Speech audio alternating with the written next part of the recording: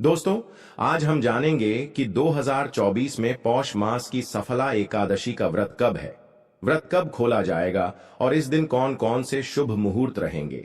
दोस्तों, हिंदू सनातन धर्म में सभी व्रतों में श्रेष्ठ एकादशी व्रत का बहुत अधिक महत्व होता है। हर महीने में 2 बार एकादशी पड़ती है और पौष मास के कृष्ण पक्ष की एकादशी तिथि को सफला एकादशी कहा जाता है।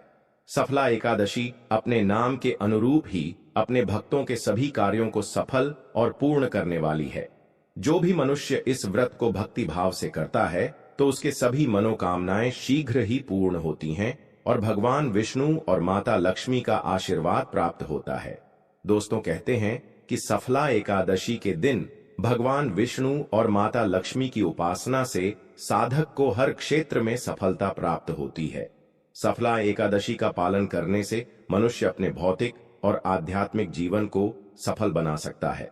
दोस्तों, भगवान श्री कृष्ण कहते हैं कि जो भी व्यक्ति 10,000 वर्ष तक तपस्या करता है और उससे जो फल प्राप्त होता है वही फल उसे इस सफला एकादशी का पालन करने से प्राप्त हो जाता है।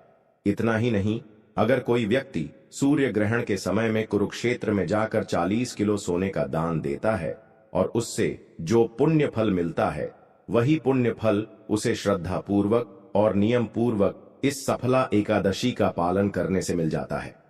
इस बात का उल्लेख हमें वायु पुराण में भी मिलता है। दोस्तों, मास में 2 बार आने वाली एकादशी अत्यंत पवित्र मानी गई है और इस बार की सफला एकादशी वास्तव में अनेक शुभ योग और संयोग के साथ आ रही है। पौष मास वैसे भी भगवान श्री विष्णु और सूर्य नारायण देव की प्रसन्नता के लिए विशेष मास बताया गया है। इस मास में किया गया आध्यात्मिक कार्य मनुष्य को तीव्र आध्यात्मिक प्रगति करवा सकता है। तो दोस्तों, चलिए अब आपको बताते हैं कि साल 2024 में पौष मास की सफला एकादशी का व्रत कब है, व्रत कब खोला जाएगा और इस दिन कौन कौन से शुभ मुहूर्त रहेंगे। लेकिन दोस्तों, उससे पहले आप सभी से हाथ जोड़कर निवेदन है कि इस वीडियो को लाइक अवश्य कर दें और चैनल को सब्सक्राइब करके बेल आइकन को भी क्लिक कर लें और कमेंट में जय श्री हरि विष्णु और जय माता लक्ष्मी जरूर लिखें। तो दोस्तों, आइए अब सबसे पहले हम जान लेते हैं एकादशी व्रत की पूजा विधि और नियम के बारे में। फिर उसके बाद जानेंगे कि एकादशी व्रत कब है और व्रत का पारण कब और किस चीज से करें। दोस्तों, एकादशी व्रत के नियमों का पालन दशमी तिथि से करना होता है। तो दशमी के नियम क्या हैं? सर्वप्रथम आपको यह करना है कि आप सुबह सवेरे जल्दी उठें, क्योंकि एकादशी असल में एक दिन का व्रत नहीं होता। एकादशी तो 3 दिनों का महाव्रत होता है। इस व्रत को करने में थोड़ी मेहनत ज्यादा लगती है, लेकिन यह व्रत बहुत ही फलदायी होता है।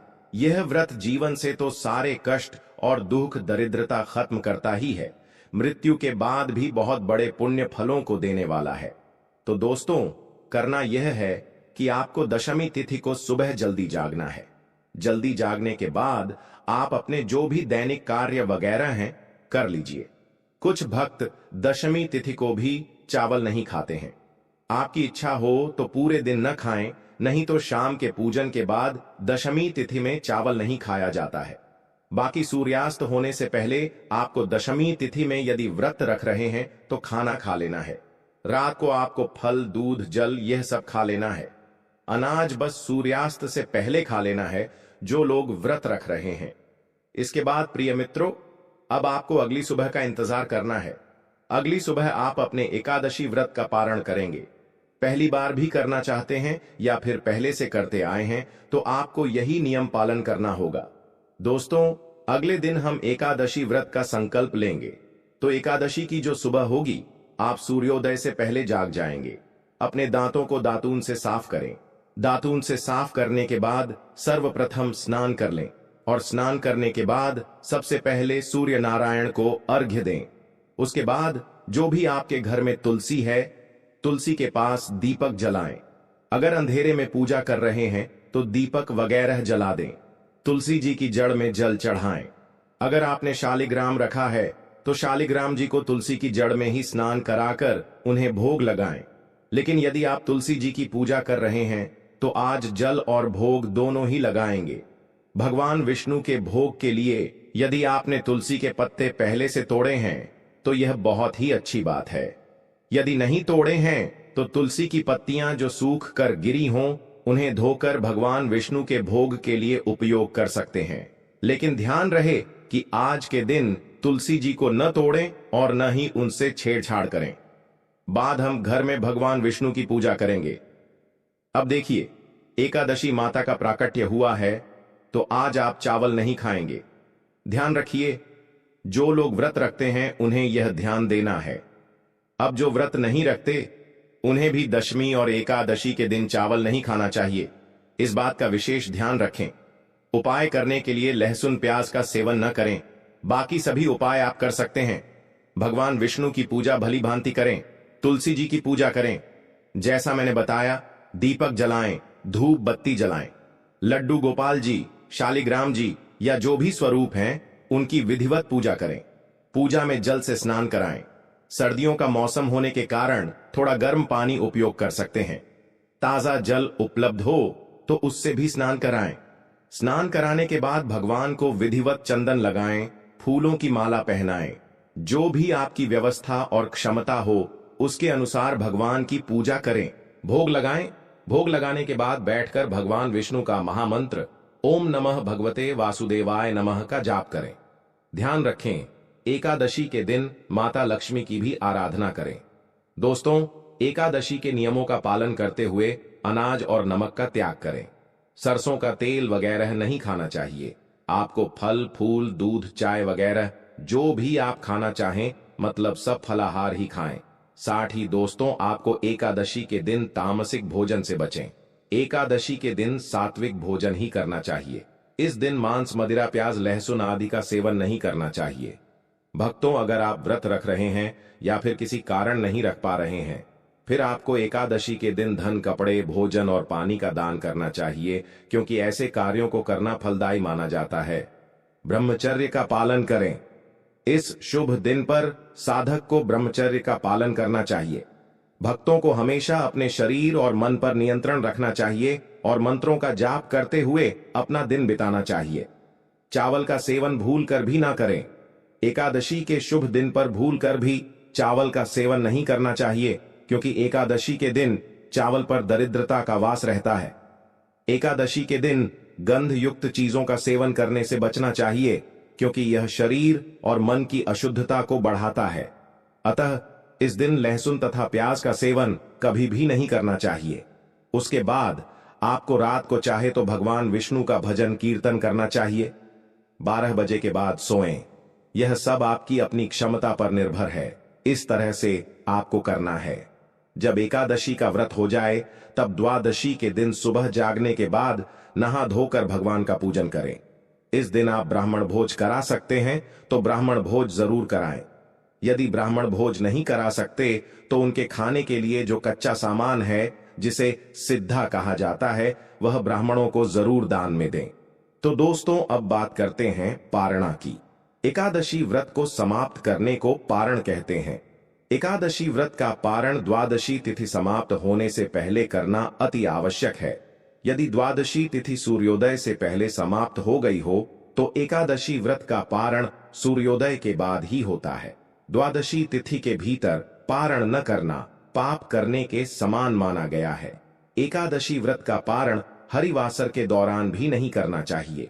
जो श्रद्धालु व्रत कर रहे हैं उन्हें व्रत तोड़ने से पहले हरिवासर समाप्त होने की प्रतीक्षा करनी चाहिए।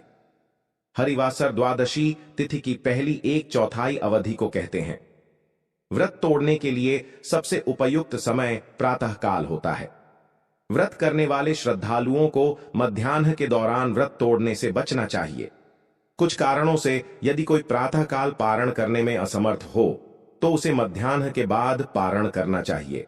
यदि उस समय पर कोई भोजन उपलब्ध नहीं है तो केवल जल पीकर भी इस व्रत का पारण किया जा सकता है। एकादशी की पूजा के बाद दान करना शुभ माना गया है। इस दिन सच्चे मन से अन्न, मिठाई, फल और धन का दान करें। मान्यता है कि इन चीजों का दान करने से पैसों की कमी का सामना नहीं करना पड़ता है। एकादशी के दिन पीले रंग के वस्त्र का दान करना शुभ माना गया है, क्योंकि विष्णु जी को पीला रंग प्रिय है। ऐसा करने से श्री हरि प्रसन्न होते हैं।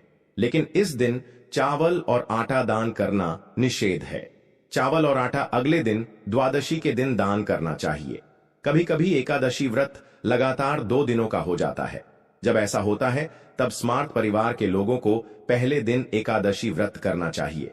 दूसरे दिन वाली एकादशी को दूजी एकादशी कहते हैं। सन्यासियों, विधवाओं और मोक्ष प्राप्ति के इच्छुक श्रद्धालुओं को दूजी एकादशी के दिन व्रत करना चाहिए।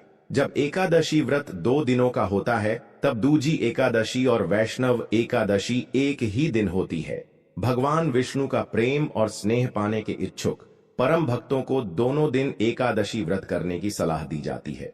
तो दोस्तों, अब जानते हैं कि 2024 में पौष मास की सफला एकादशी कब है। 25 दिसंबर या 26 दिसंबर। दोस्तों, इस साल यानी कि 2024 में सफला एकादशी 2 बार आई है। एक जनवरी में थी और दूसरी इस बार दिसंबर माह में आ रही है। तो दोस्तों, इस बार पौष मास के कृष्ण पक्ष की सफला एकादशी 26 दिसंबर 2024 गुरुवार के दिन है। एकादशी तिथि आरंभ होगी 25 दिसंबर को रात 10:29 पर और समाप्त होगी 26 दिसंबर को मध्य रात्रि 12:43 पर, यानी रात 12 बजे के बाद 27 तारीख शुरू हो जाएगी। इस प्रकार इस बार की एकादशी तिथि सुबह सूर्योदय से लेकर मध्य रात्रि तक पूरे दिन विद्यमान रहेगी। इसलिए इस बार पौष मास की सफला एकादशी का पारण 26 दिसंबर 2024 गुरुवार के दिन ही करेंगे। इस बार की एकादशी स्मार्त और वैष्णव गृहस्थों या ब्रह्मचारियों सभी के लिए एक ही दिन है। 26 दिसंबर को ब्रह्म मुहूर्त का समय प्रातः 5:47 से शुरू होकर सूर्योदय 7:02 तक रहेगा। संध्या काल की पूजा का समय शाम 5:32 से लेकर 6:54 तक है। सूर्यास्त का समय शाम 5:32 पर है और चंद्रोदय रात 3:59 पर होगा। राहु काल का समय दोपहर 1:39 लेकर 2:57 तक रहेगा। इस दौरान भगवान की पूजा अर्चना नहीं करनी चाहिए, लेकिन हरे कृष्ण महामंत्र का अधिक से अधिक जप कर सकते हैं। साथ ही भगवद गीता या श्रीमद् भागवत का अध्ययन भी कर सकते हैं। इस दिन अभिजीत मुहूर्त का समय दोपहर 12:01 से लेकर 12:43 तक और विजय मुहूर्त दोपहर 2:05 से लेकर 2:47 तक रहेगा। अमृत काल प्रातः 8:02 से 10:07 तक रहेगा। दोस्तों, इस बार की एकादशी में विशेष सुकर्म योग भी बन रहा है। हिंदू ज्योतिष शास्त्र के अनुसार सुकर्म योग हमारे जन्म के अच्छे कर्म, सदाचार और जीवन में अनुकूल परिणामों का प्रतीक है। यह योग हमें जीवन में सफलता, आशीर्वाद और समृद्धि प्रदान करने में सहायक होता है। इस बार यह सुकर्म योग एकादशी के दिन रात 10:24 तक रहेगा। इस योग में किसी भी नकारात्मक ग्रहों का प्रभाव कम हो जाता है और मनुष्य आध्यात्मिक कार्यों से अपने जीवन में प्रगति और सफलता प्राप्त कर सकता है। दोस्तों, द्वादशी के दिन यानी कि 27 दिसंबर 2024 शुक्रवार को एकादशी व्रत पारण का समय प्रातः 7:02 से लेकर 10:46 तक है। पारण के समय स्वयं पारण करने से पहले दान अवश्य करें। इस दिन दान देने का शुभ मुहूर्त प्रातः 5:47 से 10:46 तक है। सफला एकादशी का संपूर्ण दिन अत्यधिक पवित्र और मंगलमय है।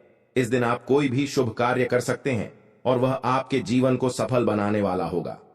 बस ध्यान रखें कि राहु काल में कोई भी शुभ कार्य करने से बचें। अब देखते हैं द्वादशी के दिन के शुभ मुहूर्त और एकादशी व्रत पारण के विषय में। इस बार द्वादशी तिथि का आरंभ 27 दिसंबर 2024 शुक्रवार के दिन मध्य रात्रि 12:43 से होगा और यह पूर्ण होगी 28 दिसंबर 2024 शनिवार के दिन मध्य रात्रि 2:26 पर। 27 दिसंबर को प्रातः ब्रह्म मुहूर्त का समय 5:47 से सूर्योदय 7:23 तक है। द्वादशी के दिन यानी कि 27 दिसंबर 2024 दिन शुक्रवार को एकादशी व्रत पारण का समय सुबह 7:02 से लेकर 10:46 तक है। एकादशी का पारण निर्धारित समय के भीतर करना अत्यंत आवश्यक है। ऐसा न करने से व्यक्ति का एकादशी व्रत का पालन फलहीन हो जाता है। पारण के समय में स्वयं पारण करने से पहले दान अवश्य करें। द्वादशी के दिन दान देने का शुभ मुहूर्त 27 दिसंबर 2024 दिन शुक्रवार को सुबह 5:47 लेकर 10:46 तक है। इस दिन अभिजीत मुहूर्त दोपहर 12:02 से लेकर 12:43 तक रहेगा। तो दोस्तों, इस प्रकार सफला एकादशी और द्वादशी से संबंधित समस्त जानकारी को ध्यान में रखते हुए व्रत का पालन करें। यह व्रत न केवल आध्यात्मिक दृष्टिकोण से लाभकारी है, बल्कि जीवन में सुख, समृद्धि और शांति लाने का मार्ग भी प्रदान करता है और आपको सभी देवी देवताओं का आशीर्वाद भी प्राप्त होता है। तो प्रिय भक्तों, आप सभी को सफला एकादशी की हार्दिक शुभकामनाएं। आपको जानकारी कैसी लगी कमेंट करके जरूर बताना।